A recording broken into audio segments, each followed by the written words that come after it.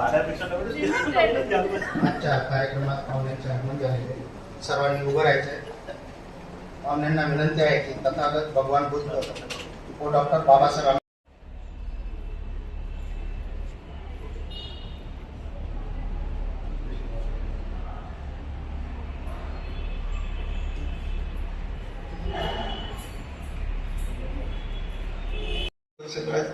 या इथं उपस्थित सगळ्यांचे होते. त्याचबरोबर पीपल एज्युकेशन सोसायटीचे सचिव संजीव गोवर्धनकर, आजच्या कार्यक्रमाच्या खऱ्या अर्थानं मार्गदर्शिका आणि या कॉलेजच्या प्राचार्य डॉक्टर यशोदा वराळे, त्याचबरोबर आमच्या डॉक्टर आंबेडकर विधी महाविद्यालयाचे प्राचार्य doctor Gavai, Siddharth college art science कॉमर्सचे प्राचार्य doctor Ashok Sunatkari, people's education सोसायटीचं सेंटर शिल्पकार विश्वभूषण महामानव डॉक्टर बाबासाहेब आंबेडकर, माता रमाई, माता जिजाऊ, माता सावित्रीबाई फुले, छत्रपती शिवाजी महाराज, छत्रपती शाहू महाराज या सर्व महामानवांना विनम्र अभिवादन.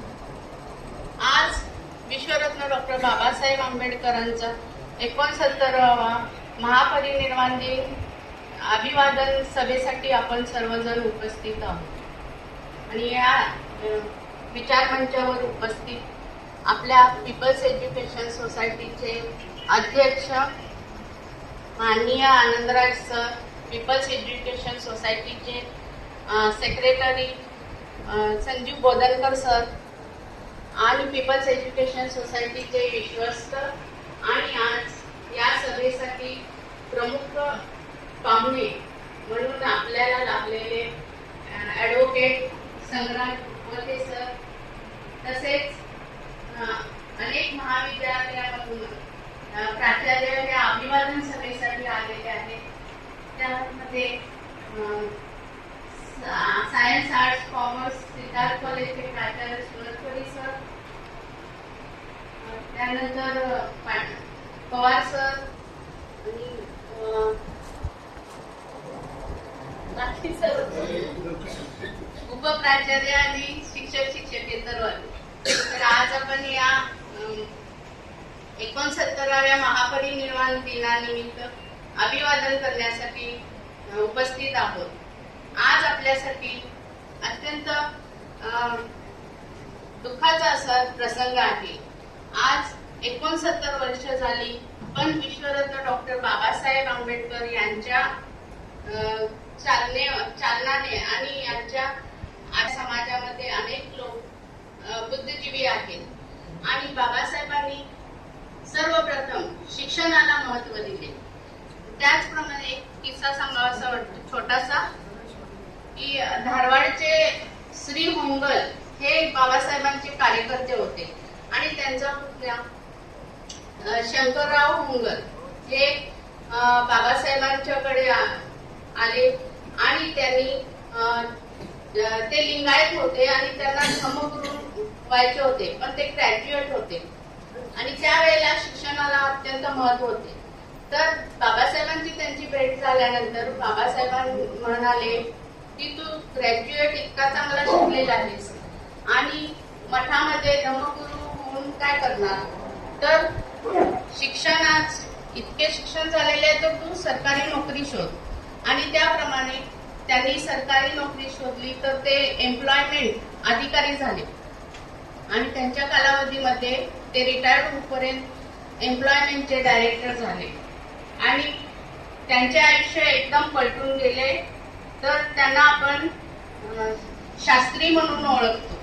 तर बाबासाहेबांच्या शैक्षणिक विचाराने अनेक लोक उच्च पदावर विराजमान झाले आणि अनेकांचे जीवन सुधारले. तर हे आचरण आपण आपल्या आयुष्यामध्ये करून आपणही प्रगती करू शकतो आणि या महामानवांचे जे आपल्या समोर जे उपकार आहेत ते कधी भूतो न भविष्यती, हे न फेडणारे आहेत. याची जाणीव प्रत्येकाला आहे, असावी आणि असलीच पाहिजे. इतके बोलून मी त्यांना शतशः विनम्र अभिवादन करते, नमन करते. जय हिंद.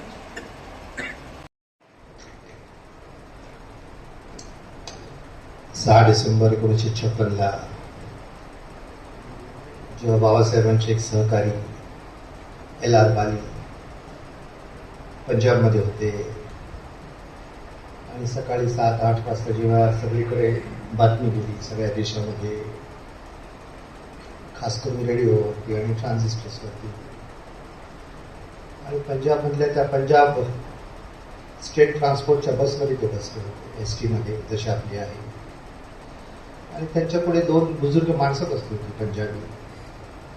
आपसामध्ये ते पंजाबीत बोलत होते आणि LR बालीने असं नमूद करून ठेवले की ती बातमी जेव्हा आली ट्रान्झिस्टरवरती बाबासाहेबांच्या महापरिनिर्वाणाची, तेव्हा एक जण दुसऱ्याला असं म्हटला की चला आता लफडं मिटलं, आणि LR बाली असं म्हटले की बाबा लफडं आता मिटलं नाही, आता लफडं खऱ्या अर्थाने सुरू झालेलं आहे.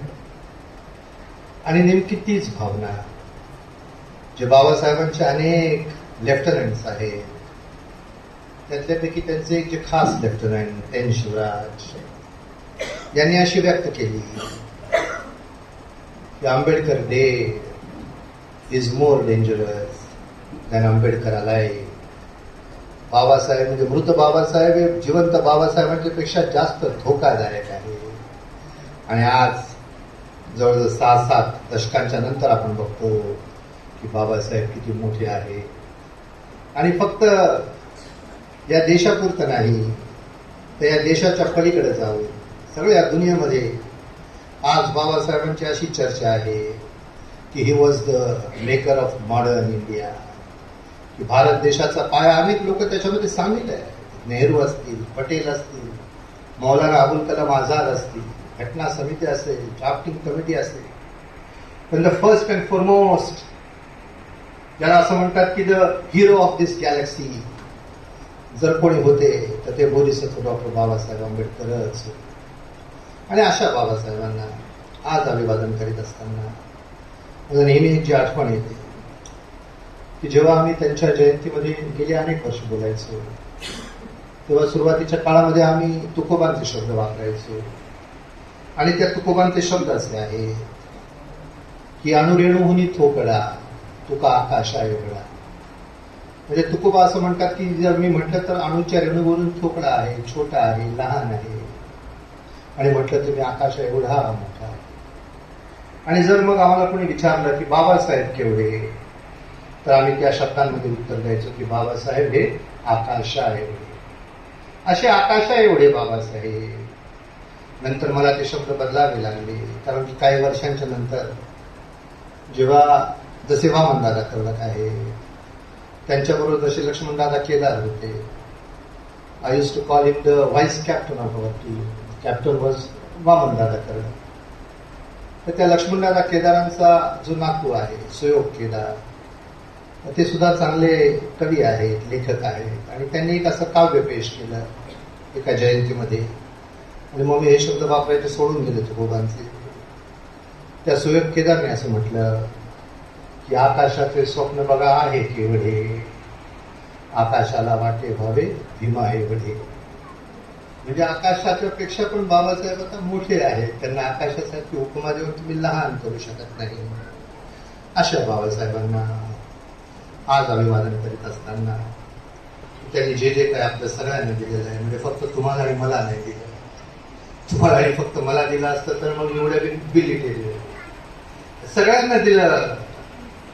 आणि ते देत असताना म्हणजे अगदी द जर्नी ऑफ बाबासाहेब, जर जे त्यांचे मुखपत्र होते, even if you describe in those many words, फक्त त्याचा जरी आपण उल्लेख केला की त्यांनी सुरुवात केली 31 जानेवारी 1920ला, आणि त्यांनी त्यांच्या पहिल्या पाक्षिकाला नाव दिलं मूकनायक, की ज्याला राजर्षी शाहू महाराजांनी हस्ते परस्ते मोठी मदत केली होती. आणि ते मूकनायक असं त्यांनी पाक्षिक काढलं. त्याच्यानंतर पुढचं पाक्षिक बाबासाहेबांनी काढलं, त्याला बाबासाहेबांनी नाव दिलं बहिष्कृत भारत. आणि त्यांच्या चरित्रकारांनी नमूद करून ठेवलंय की अरे किती आगळं वेगळं नाव आहे, एकाच नावामध्ये 2-2 भारत. भारत आहे पण बहिष्कृत आहे, आणि बहिष्कृत असला तरी भारतच आहे, हे त्या नावाचं वेगळंपण की जे घटना समितीमध्ये बाबासाहेब नंतर असं म्हटले होते की तुम्ही बंगाली, गुजराती किंवा कानडी हे आता विसरा.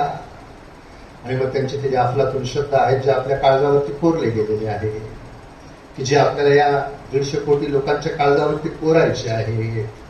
बाबासाहेब असं म्हटले, we are Indians first and Indians last. आम्ही सर्वप्रथम भारतीय आणि अंतिमतः भारतीय. त्यामुळे मूकनायकाच्या नंतर बहिष्कृत भारत असेल. मग बाबासाहेबांनी साप्ताहिक सुरू केलं, त्याला नाव त्यांनी दिलं समता. त्याच्यानंतर मग बाबासाहेबांनी साप्ताहिक सुरू केलं, पाक्षिक सुरू केलं, त्याला त्यांनी नाव दिलं जनता, की जे अनेक वर्ष चाललं. आणि शेवटी बाबासाहेबांनी नवीन पाक्षिक काढलं. या इथे दादरमध्ये, मुंबईमध्ये, तिथे आपण जाऊ शकतो, रोज जातो आपण, की जिथे त्यांची ती प्रेस सुद्धा आहे, की ज्याला त्यांनी आधी बुद्धभूषण प्रिंटिंग प्रेस म्हटलं, भारतभूषण प्रिंटिंग प्रेस, मग बुद्धभूषण प्रिंटिंग प्रेस. आणि तिथं बाबासाहेबांनी त्यांचं शेवटचं पाक्षिक सुरू केलं. त्या पाक्षिकाला त्यांनी नाव दिलं प्रबुद्ध भारत. फक्त तुम्ही आणि मी इथं या कॉलेजमध्ये हजरती लोक नाही, फक्त या दादर वडाळ्यातले लोक नाही, फक्त हे मुंबई किंवा महाराष्ट्र नाही, सगळा भारत प्रबुद्ध झाला पाहिजे, हे बाबासाहेबांचं स्वप्न. त्यामुळे त्यांनी जे जे काही दिले ते फक्त तुम्हाला आणि मला नाही, तर या 150 कोटी लोकांना देऊन ठेवलेलं आहे. फक्त ते घेता आलं पाहिजे. जसं एक गोष्ट मला आठवली की फिलाडेल्फियामध्ये, अमेरिकेमध्ये, जेव्हा त्या 13 सगळे राज्य against the king of England, the revolted, युद्ध झालं त्यांचं मोठं. आणि मग जेव्हा त्या 17व्या शतकामध्ये, 18व्या शतकामध्ये ते त्यांची राज्यघटना करण्यासाठी फिलाडेल्फिया शहरामध्ये जमले. आणि तिथे बंदिस्त खोलीमध्ये ते सगळे त्यांचे कॉन्स्टिट्यूशन मेकर्स हे एकत्रित बसले आणि त्यांनी त्या युनायटेड स्टेट्स ऑफ अमेरिकेची राज्यघटना तयार केली. आणि राज्यघटनेचं काम तयार झाल्यानंतर ते बाहेर पडले तिथून. आणि त्यांच्या राज्यघटनेचं काम असं बंदिस्त झालं होतं, नोबडी कुड लिसन. जसं आपल्या राज्यघटनेचं झालं तसं नाही, किंवा त्याचं दप्तर पण ठेवलेलं नाही. कॉन्स्टिट्युएंट असेंब्ली डिबेट जसे आपले आहेत तसं ते अमेरिकेचं नाही. आणि बाहेर पडल्यानंतर तो त्यांचा एक असा महत्वाचा, जसे आपले बाबासाहेब तसे त्यांच्या त्या घटनाकारांच्या मध्ये डॉक्टर बेंजामिन फ्रँकलिन बाहेर पडले तिथून, त्या फिलाडेल्फियाच्या त्या कॉन्स्टिट्यूशन कन्व्हेन्शन मधून. आणि ते जिथे त्या शहरामध्ये राहत होते त्या घराकडे ते पायीच निघाले, जवळच असणार. आणि त्यांच्याबरोबर असा मोठा समुदाय चालायला लागला. स्त्रिया होत्या, पुरुष होते.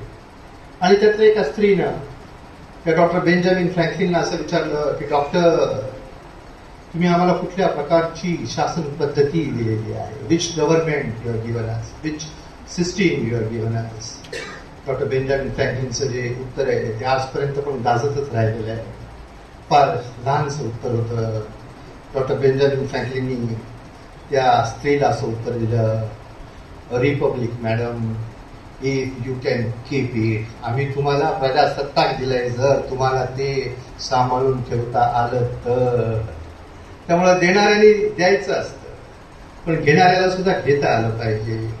की जसं बाबासाहेबांनी आपल्याला sovereign, socialist, secular, democratic Republic दिलं तर आहे. 26 नोव्हेंबर 1949 दिलंय, 26 जानेवारी 1950 पासून दिलंय. पण मग त्यांना दिलंय, त्यांना ते सांभाळून ठेवता आलं पाहिजे. If you can keep it, त्या डॉक्टर बेंजामिन फ्रँकलिनचे शब्द आहेत. अशा बाबासाहेबांना अभिवादन करीत असताना to cut a long story short, या पीपल्स एज्युकेशन सोसायटीमध्ये आल्यानंतर या आपल्या म्हणजे I would say historic and popular college, Siddharth college is the first college. 8 जुलै 1945 बाबासाहेबांनी that memorandum of association he prepare की द पीपल्स एज्युकेशन सोसायटी मी स्थापन करतो आजपासून. That was in 1945. आणि मग 20 जून 1946 सिद्धार्थ कॉलेज चालू केलं, the flagship of the people's education society. त्याचे पण प्रिन्सिपल या ठिकाणी डॉक्टर अशोक सुनातकरी इथं आहे. त्यामुळे when I am in the company of the galaxy of this principals and the headmasters and all of you, the Ambedkarites, I feel very proud, I feel very privileged, I feel very thrilled.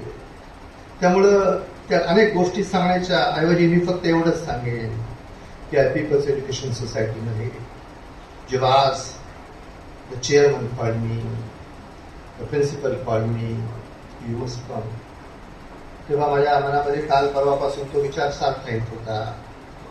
This was in 2018, जेव्हा आनंदराजेंबरोबर आम्ही इंदोरला गेलो आणि तिथून मग आम्ही गाडीने त्या महूला गेलो. MHOW असं त्याचं एक शॉर्ट फॉर्म आहे, त्याच्यावरून महू नाव झालेलं आहे, मिलिटरी हेडक्वार्टर्स ऑफ वॉरियर्स, जिथं बाबासाहेबांचा जन्म झाला. आणि तिथे जेव्हा आम्ही त्यांच्याबरोबर गेलो आणि ते जे बाबासाहेबांचं स्मारक आहे त्या स्मारकाच्या ठिकाणी गेलो, तिथे एक लहानसा असा छोटासा समारंभ झाला इन हिज ऑनर. तेव्हा मला वामनदादा कर्णकांचे शब्द असे आठवले की आमचे जे लहान बंधू आहेत, captain, very senior pilot in air India, मुंबईवरून आमचं भराड गेलं, आमची आई वडील सगळेजण आम्ही ट्रेननी गेलो, काही प्लेननी गेलो. We went all the way to Patna. आणि लग्न तिथे झालं आणि दुसऱ्या दिवशी आम्ही बुद्धगयाला पण गेलो होतो. आणि वामनदादा कर्णक सुद्धा एक भराडे होते आमच्या बरोबर सगळ्या प्रवासामध्ये. आणि तिथं त्यांनी त्या लग्नामध्ये गीत असं पेश केलं की बाबा इथून वराड तिथं आलेलं आहे. म्हणजे त्यांनी अशी कल्पना केली की बाबा from the city of Mumbai, म्हणजे चैत्यभूमीपासून to the land of Buddha, बुद्धगयापर्यंत वराड आलंय. मग त्यांनी अशी रचना केली होती. गाणं असं होतं, आपलं शब्द होते, कायमचे लक्षात राहिलेले आहे. वामनदादा कर्णकांनी असं म्हटलं की वामन रहेगा यार, सदा आज का मिलन गौतम से हो रहा है, भीमराज का मिलन, असं त्यांचे शब्द होते.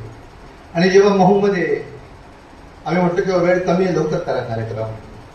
काही लोकांनी म्हटलं की 2 मिनिटं तुम्ही आधी बोला आणि मग आम्ही आनंदराजेंचा सत्कार करणार.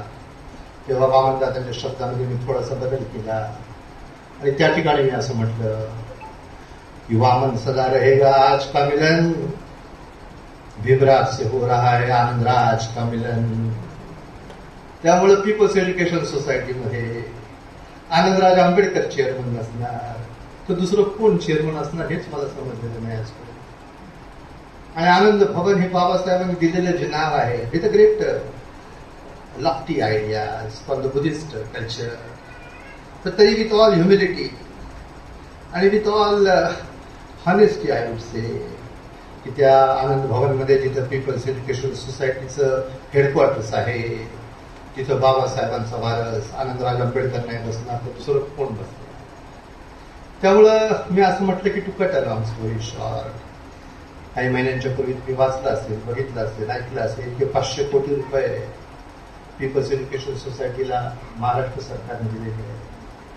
आणि मला अशी खात्री आहे की आता तर फक्त म्हणजे इब्तिदाई इश्क है, सुरुवात आहे फक्त. इब्तिदाई इश्क है, रोता है क्या, आगे आगे देख होता है क्या. अजून तर फक्त सुरुवात झालेली आहे. आणि काही दिवसांनी तुम्ही अशी बातमी वाचाल की भारताच्या सरकारने पीपल्स एज्युकेशन सोसायटीसाठी आनंदराज आंबेडकरांनी प्रयत्न केले, 5,000 कोटी रुपये दिले. इट्स अ व्हेरी स्मॉल, अवघड नाही. आणि जर आपण दुनियेमध्ये गेलो, जपानकडे गेलो, बुद्धिस्ट कंट्रीजमध्ये गेलो, तर इवन दॅट 5,000 करोड, मी असं म्हणेल की it will be a small change, चिल्लर पैसे for the people's education society. कारण की बाबासाहेबांची पीपल्स एज्युकेशन सोसायटी काय आयला गॅरेची सोसायटी नाही आहे. त्यामुळे असे Anandraj Ambedkar who is the chairman of the People's Education Society, who leads us in our governing body, की जिथे आदरणीय संजीवजी बावधनकर आहेत, हे great legacy right from the days of Babasaheb, is our secretary. या सगळ्यांच्या प्रति माझ्या आदराची आणि आभाराची भावना व्यक्त करीत असताना एक 2-4 गोष्टींच्या बद्दल की प्रवास तर असा सुरू आहे. बाबासाहेबांनी जे जे काही घटना समितीमध्ये सांगितलं आणि घटना समितीमधले अनेक जे त्यांची भाषणं आहेत, असं होतं प्राध्यापक विजय मोहितेंचं, त्यांनी येऊन परवा आनंदराजींना तिथे पेश केलं त्या आनंद भवनमध्ये पाली भाषेबद्दलचं. खास करून बाबासाहेबांना किती भाषा अवगत होत्या, 10 भाषा अवगत होत्या. अगदी जर्मनी सुद्धा त्यांनी, म्हणजे he was very proficient in German language, कारण की he wanted to go to the Bonn university. तिथे गेले पण होते ते काही दिवस फॉर एनरोलमेंट, नंतर त्यांना शक्य झालं नाही. आणि त्या विद्यापीठासाठी म्हणून त्यांनी जर्मन भाषेमध्ये एक पत्र पण लिहिलेलं आहे, त्या पुस्तकामध्ये पण ते आहे, तुम्ही बघाल ते पुस्तक. आणि तिथं जेव्हा आम्ही बाबासाहेबांच्या हस्ताक्षरामध्ये जे दॅट इंट्रोडक्शन सुरुवातीची जी पानं आहेत बुद्ध अँड हिज धम्म ते लिहित होते शेवटच्या दिवसापर्यंत.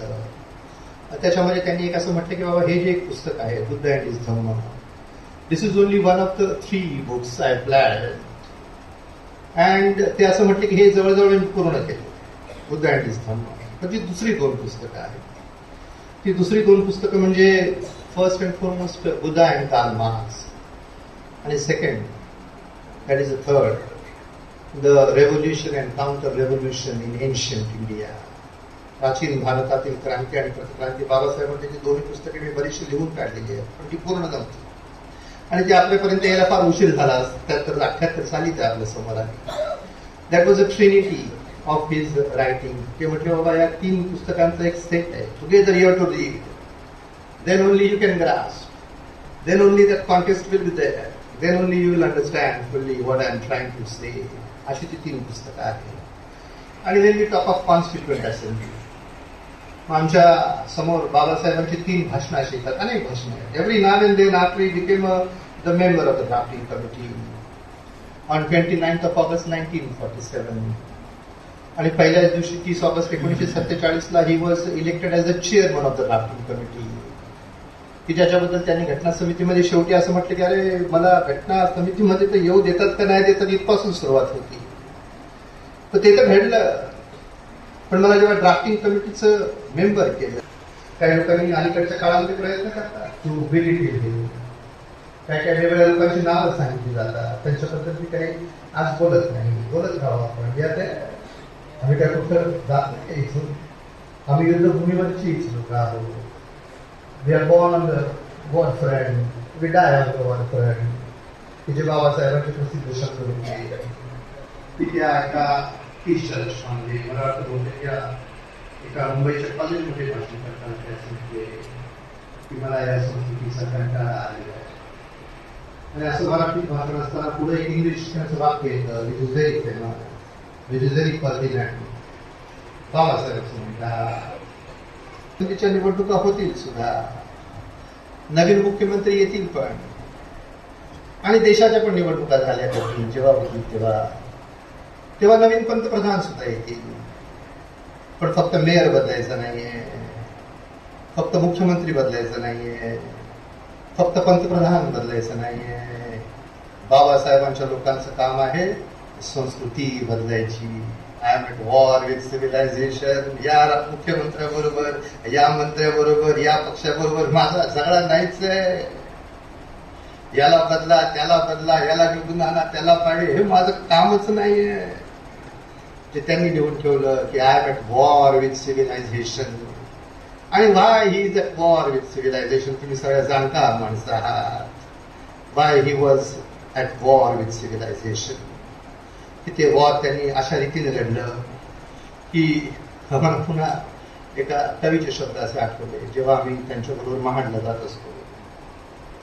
आणि त्या महाडला जात असताना किंवा येत असताना कधी असताना हमखास ते गाणं आठवतं की जे आपण लहानपणापासून ऐकलेलं असतं की जेव्हा चवदार तळ्याचं पाणी चाकलं, माझ्या भीमापुढं सारं जग वाकलं. असं ते प्रसिद्ध गाणं आहे. पण ते पाणी चाकले 27 साली, जग वाकलंय 47 साली. म्हणजे 20 वर्षाची धमासान झालेली आहे.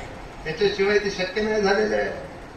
त्याच्यानंतर ते शक्य झालेले. त्यांना फार मोठा संघर्ष करावा लागला की असे बाबासाहेब जे आपल्या देशाचे महानायक होते. जेव्हा सायमन कमिशन आलं आणि हे to part in that Simon commission, आणि गांधीजी असतील, नेहरू असतील, काँग्रेस असतील, ते ऑल अपो चर्चगेट्स. तिथं he was teaching law, there after he was a principal also.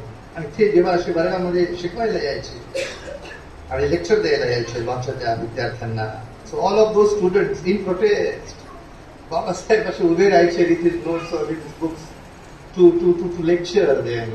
They just use to rise. ती सगळी मुलं उभी राहायची आणि as a mark of protest they use to walk out from the classroom. तिथे बाबासाहेबांचा अधिकार करायचे.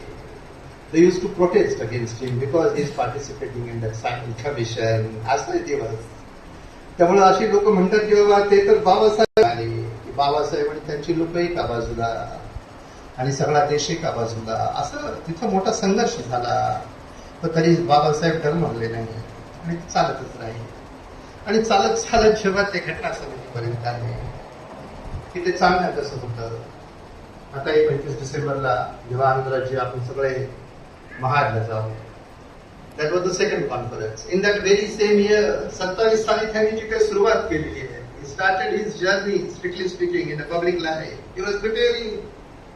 पण 1 जानेवारी 27ला ते आले भीमा कोरेगावला गेले आणि तिथून त्यांनी जी सुरुवात केली, मग त्या 20 मार्च 1927ला महाडच्या 14 आखाड्यावरती आणि त्याच वर्षी मग 25 डिसेंबरला महाडला जाऊन त्यांनी जी मनुस्मृती जाळली. That was the act of Babasaheb in 2019-27.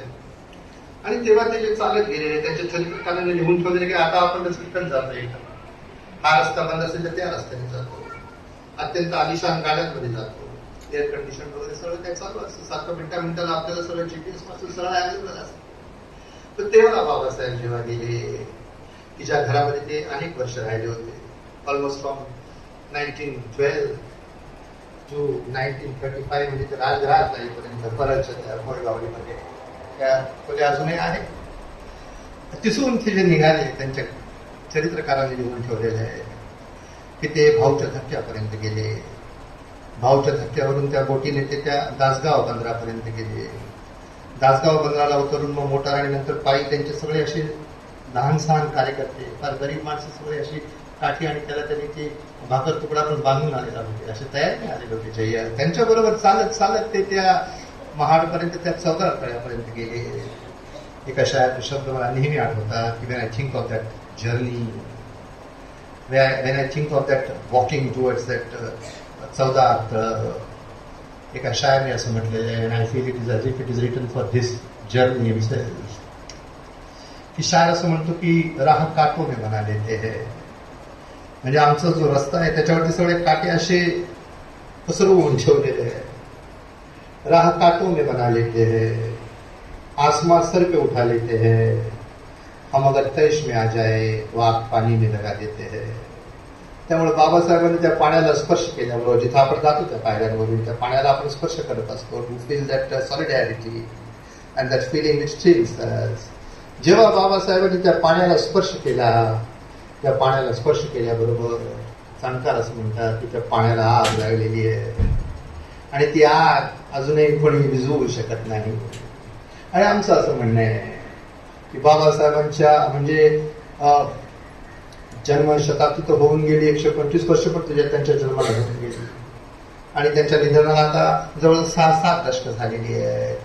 आणि आमची अशी धारणा आहे की आजपासून 100 वर्षानंतर, 200 वर्षानंतर, 300 वर्षानंतर जेव्हा संघर्ष जारी राहील तेव्हा तो बाबासाहेबांच्या विचाराने आणि बाबासाहेबांच्या मार्गानेच जारी राहणार. इतकं त्यांनी असं सगळं काही तुम्हाला देऊन ठेवलं. त्यामुळं I was talking of the trinity, ही जी 3 पुस्तकं त्यांनी त्या प्रस्तावनेमध्ये लिहिलेली आहे. When I speak of the constituent assembly I think of trinity. अनेक भाषणं, लहान मोठ्या गोष्टींवरती पण त्यांना उभं राहावं लागायचं, 2 शब्द बोलावे लागायच्या, 2 ओळी बोलाव्या लागायच्या. Everything is compiled in that volume. Babasaheb the principal architect of the Indian constitution, घटनाकारांच्या बद्दल सगळं काही त्याच्यामध्ये नमूद करून ठेवलेलं आहे. तो जी 3 खास भाषणं की ते प्रत्येकाने, अनेक लोकांनी ते केलेले आहे, आपणही तो प्रयत्न केलेला आहे. From our society and from our college also we can do, from the law college also. ती जी 3 भाषणं आहेत त्याच्यामध्ये द फर्स्ट भाषण म्हणजे ते घटना समितीमध्ये येऊच शकत नव्हते आणि Sardar Vallabhbhai Patel had made a very nasty statement की आता काल परवापासून सरकार, मला वाटतं आज पण करत आहे, 150वी जयंती सरदार वल्लभभाई पटेलांच्या आणि बाबासाहेबांचं स्मरण असावं, त्यांनी एक कॉम्बिनेशन केलेलं आहे. That apart. तर तेव्हा मात्र टू बिगिन विथ इन 1946 त्यांनी असं म्हटलं की बाबा not only the doors and the Windows, लहान लहान झरोके पण जे आहेत ना घटना समितीचे, ते आम्ही अशा रीतीने बंद केले की डॉक्टर बाबासाहेब आंबेडकर आत येऊ शकत नाही. आणि मग ते त्या बंगाल प्रांतात गेले, त्यांच्या सहकाऱ्यांच्या बरोबर बंगाल प्रांतातून निघून आले. आणि दिस फर्स्ट स्पीच, कारण की त्यांना असं वाटलं की बाबा मोठं फार असं एकदम बहुमत आहे, पाशवी बहुमत, आपल्याला बोलू देतील किंवा बोलू देणार सुद्धा नाही, आपलं म्हणणं ऐकतील किंवा ऐकणार पण नाही. म्हणून त्यांनी मार्च 1946 मध्ये स्टेट्स अँड मायनॉरिटीज असं एक ड्राफ्ट कॉन्स्टिट्यूशन तयार केलं की बाबा माझा आराखडा. आणि तो त्या all India schedule caste federation हा जो पक्ष ते चालवायचे त्या पक्षाच्या वतीने त्यांनी त्या घटना समितीला देऊन सुद्धा ठेवला होता. आणि घटना समितीचं जेव्हा पहिलं अधिवेशन सुरू झालं 9 डिसेंबर 1946 आणि मग त्यांना बोलायला जेव्हा उभं राहावं लागलं, his first appearance the maiden speech in the constituent assembly that was on 17 December 1946. 17 डिसेंबरला ते उभे राहिले त्या भाषणाला. 10 मिनिटाचं भाषण आहे. Most of that part is available on the YouTube also. आपण जेव्हा ऐकतो तेव्हा वी फील व्हेरी थ्रिल्ड. एक मजा असते ती सारखं ऐकण्यामध्ये आणि ते टेक्स्ट तर आहेच. आणि मग तेव्हा बॅरिस्टर जयकरांनी असं एक सजेशन दिलं होतं की जवाहरलाल नेहरूंनी जो ऑब्जेक्टिव्ह रेझोल्युशन मांडलं होतं 13 डिसेंबरला त्याचं that should not be consider, that should be defer, that should be postpone. नंतर आपण कन्सिडर करू. का? कारण की the Muslim League had boycotted the constituent assembly आणि half of those members were not present. असं असताना ते म्हटलं की बाबा why should be proceed, let them का. बाबासाहेब पण त्याच विचाराचे होते. पण मग त्यांनी भाषण असं मुत्सद्देगिरीचं केलं आणि त्यांच्या चरित्रकारांनी लिहून ठेवलेले त्या भाषणाच्या बद्दल की अ spell on the constituent assembly, की बाबासाहेबांनी घटना समितीला मंत्रमुग्ध करून टाकलं. 10 मिनिटाचं भाषण. त्यातल्या 2च गोष्टी मी सांगतो. एक तर त्यांनी असं म्हटलं की टुडे म्हणजे 17 डिसेंबर 1946ला बाबासाहेब असं म्हटलं की we are a group of warring camps. म्हणजे एकमेकांच्या बरोबर लढणाऱ्या आपण जशा युद्धाच्या छावण्या असतात तशा आज आपला देश आहे. आणि त्यांनी हेही कबूल केलं की अशा एका छावणीचा मी नेता सुद्धा आहे.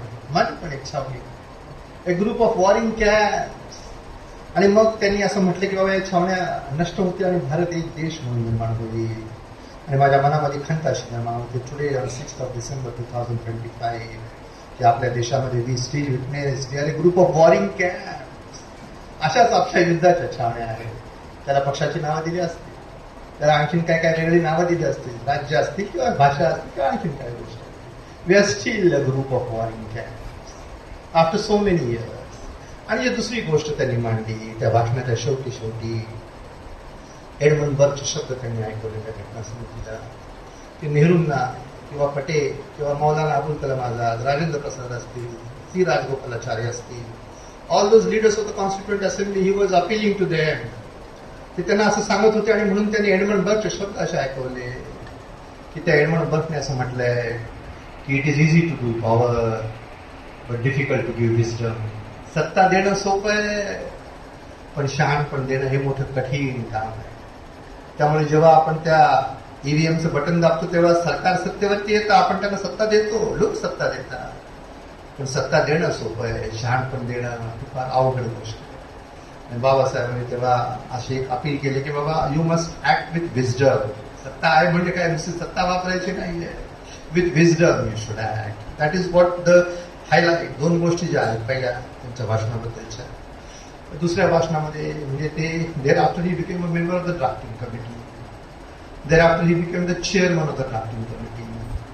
त्याच्यानंतर टी कृष्णमाचार्यांनी एक ठिकाणी नमूद केलेलं आहे आफ्टर 4 नोव्हेंबर 1948 जेव्हा बाबासाहेबांनी तो घटना समितीमध्ये घटनेचा मसुदा पेश केला, प्रजल्य भाषण केलं. त्यानंतर अनेक लोकांनी त्यांची वाहवा केली. घटना समितीमध्ये रेकॉर्डवर दिसत आहे. इथपर्यंत सांगितलं की बाबा त्या 7 मेंबरपैकी जवळजवळ 4-5 लोक तर नव्हतेच. आणि इट सो हॅपन त्यांनी लिहून ठेवलंय, बोललंय की सगळं जो काही बनलं ते म्हणजे त्या ड्राफ्टिंग कमिटी बिकेम व्हर्च्युअली अ 1 मॅन कमिटी. चेअरमन पण तेच, मेंबर पण तेच, सगळं काय तेच चालवत आहे. आणि मग त्यांनी कधीही त्यांच्या तब्येतीचा बाऊ केला नाही.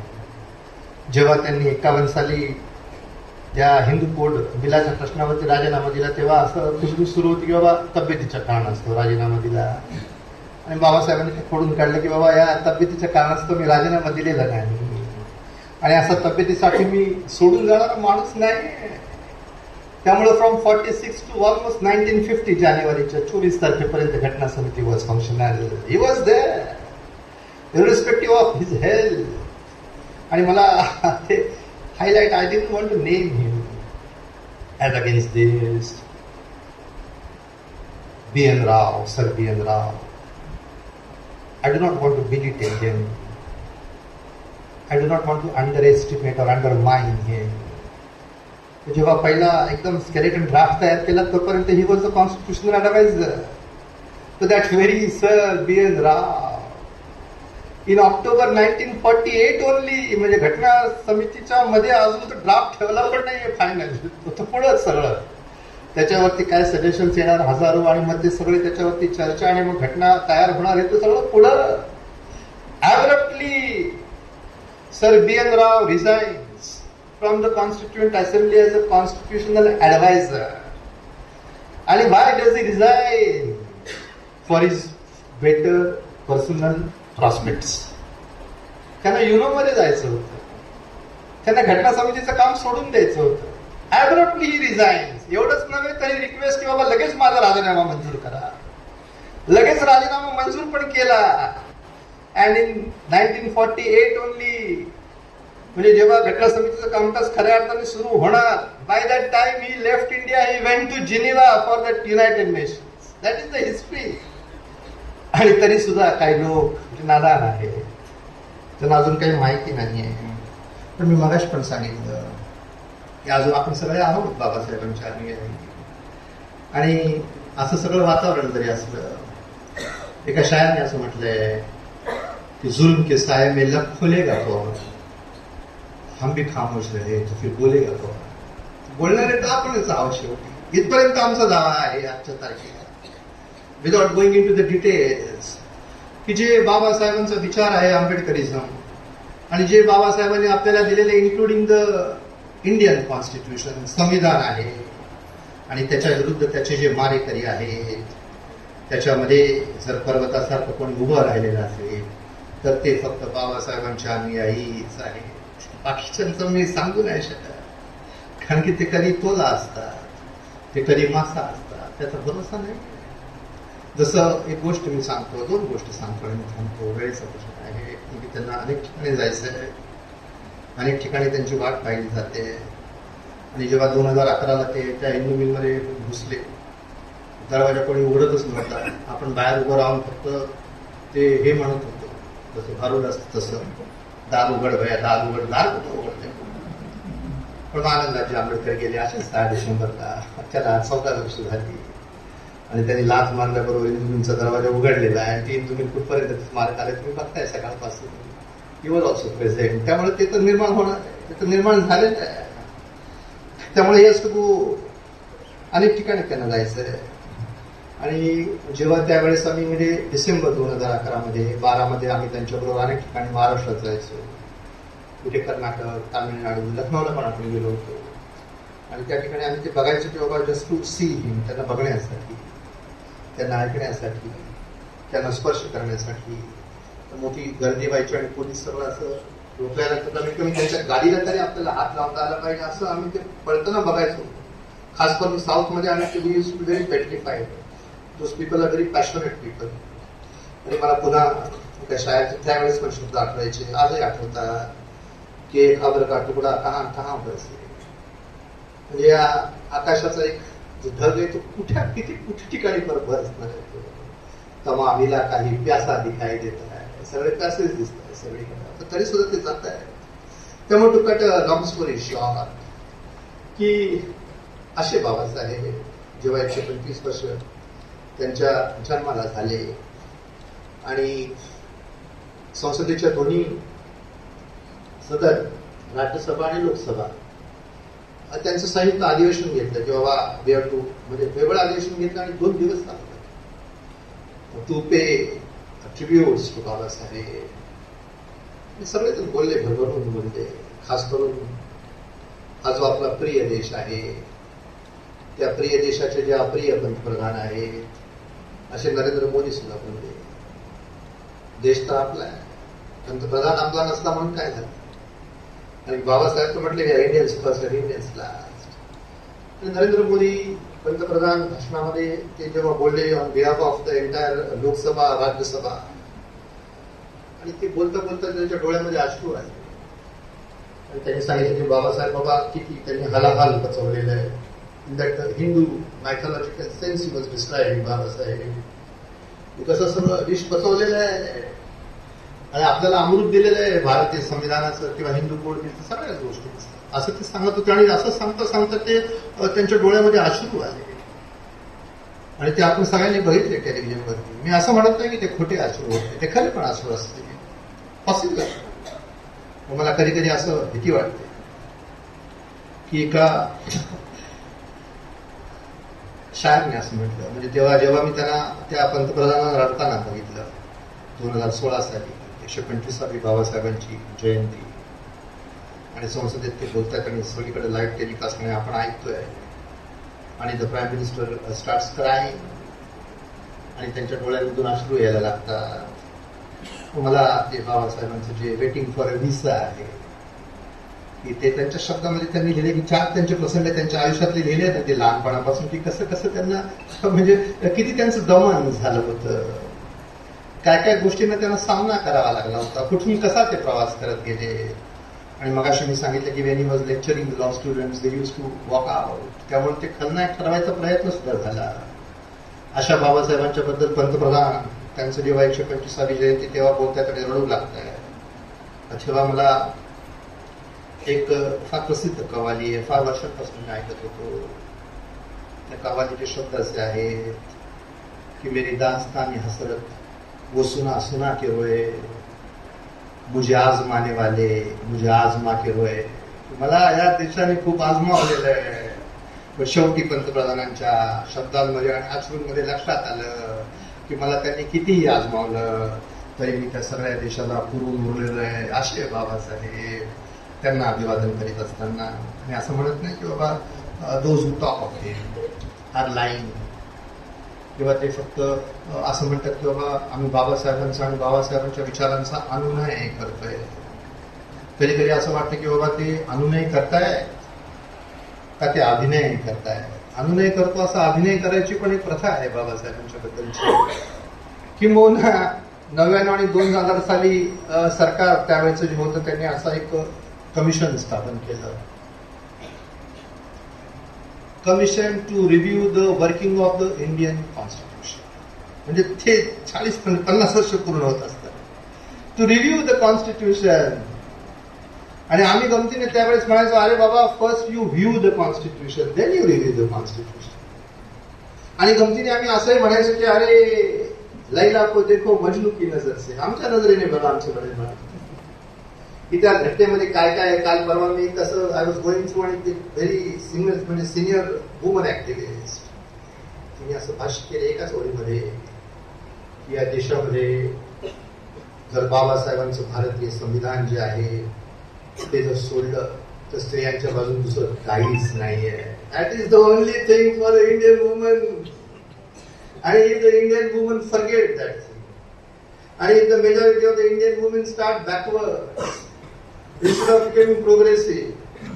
मला म्हणजे मी ते शब्द डॉक्टर वापरायला मागत नव्हतो पण आय कॅन अंडरस्टँड की बाबा आदिवासी स्त्री आहे, गरीब स्त्री आहे, निरक्षर स्त्री आहे, इलिटरेट स्त्री आहे, ज्याला आमचे वडील थम्सअप म्हणायचे किंवा जेव्हा ते थम्सअप आलं होतं तेव्हा आमचे वडील म्हणायचे बाबा आमचं तर पिढी दर पिढी थम्सअपच आहे ना, नुसतं अंगठा आहे, कुठं काय शिक्षण.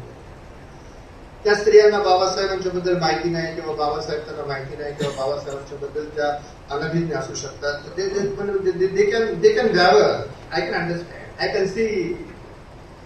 पण ज्या शिकल्या भरलेल्या आहेत, ज्यांना बाबासाहेब काय त्यांनी केलं किंवा बाबासाहेबांच्या आधी राजाचे शाहू महाराज असतील, क्रांतीवती सावित्रीबाई असतील, क्रांतीबा फुले असतील, that is a different thing all together. I am talking of culture, I am at war with culture, I am at war with civilisation.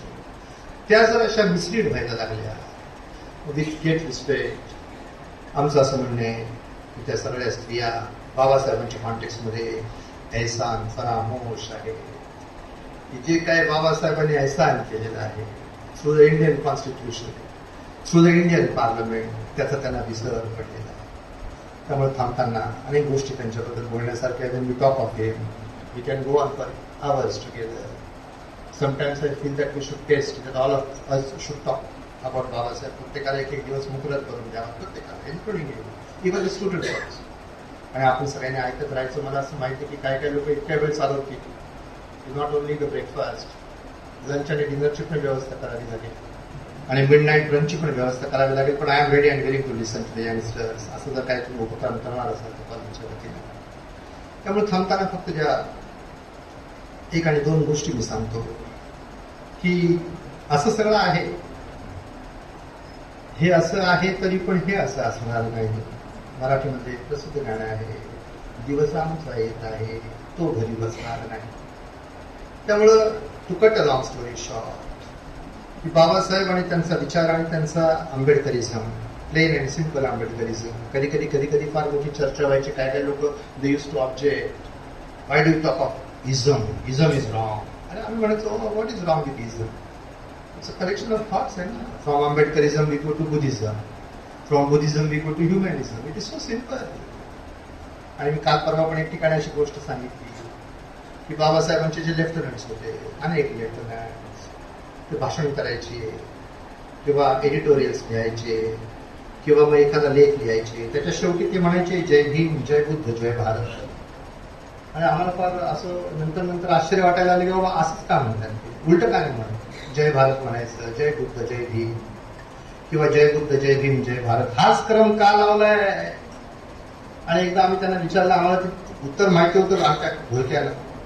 त्यांनी एकाने बाबासाहेबांच्या लेफ्टनंटने असं उत्तर दिलं की बाबांनो आम्ही असं म्हणतो जय भीम, जय बुद्ध, जय भारत हाच क्रम लावला. याचं कारण असं आहे, सिंपल आहे. ते म्हणते की जर भीमाचा जय झाला तर बुद्धाचा जय होणार, आणि जर बुद्धाचा जय झाला तरच भारताचा जय होणार. So simple. त्यामुळे सांगताना माझं फक्त एवढंच म्हणणं आहे. अनेक 2-3 गोष्टी मी सांगणार होतो, त्यातल्या सगळ्या गोष्टी मी आता थांबवताना एक गोष्ट आमचे वडील नेहमी सांगायची, ती एका मिनिटामध्ये सांगतो आणि थांबतो. की मग अशी जरा we were talking about the Christian rituals. ज्या प्रिन्सिपलांच्या कॅबिनमध्ये we were having some discussion. सगळे आमचे नॉलेजेबल पीपल, नॉलेजेबल फॅकल्टी. आणि ख्रिश्चॅनिटीचा उल्लेख झाल्यानंतर आमचे वडील नेहमी एक गोष्ट सांगायची, दॅट इज फ्रॉम ख्रिश्चॅनिटी. ती गोष्ट अशी आहे की येशू ख्रिस्त, त्यावेळेस काय दळणवळणाची साधनं नसायची, खास खेचर असायचं, गाढव असायचं, त्याच्यावरती बसून तिकडे जावं लागायचं. असा मोठा जनसमुदाय असतो आणि मधून त्या खेचरावर एका गाढवावरती बसून येशू ख्रिस्त येत असतात. आणि ते येत असताना लोक असे फुलांची उधळण करत राहतात आणि ती फुलांची उधळण त्यांच्यावरती ते करत असतात. त्या गाढवाला असं वाटतं की फुलांची उधळण माझ्यासाठी चालली. आता गाढव असते, त्याला तसं वाटणं साहजिक आहे. आणि ती फुलांची उधळण जरा बऱ्याच वेळ त्याला मजा येते आणि मग तो जरा गडबड करायला लागतो. आणि ते गडबड करायला लागल्यानंतर त्या गडबडीमध्ये येशू ख्रिस्त खाली पडतात. आणि येशू ख्रिस्त खाली पडल्याबरोबर तो जो सगळा जनसमुदाय असतो त्या गाढवाची एकदम यथेच्छ धुलाई करतात, त्याला बरोबर काठ्यांचा मार देतात.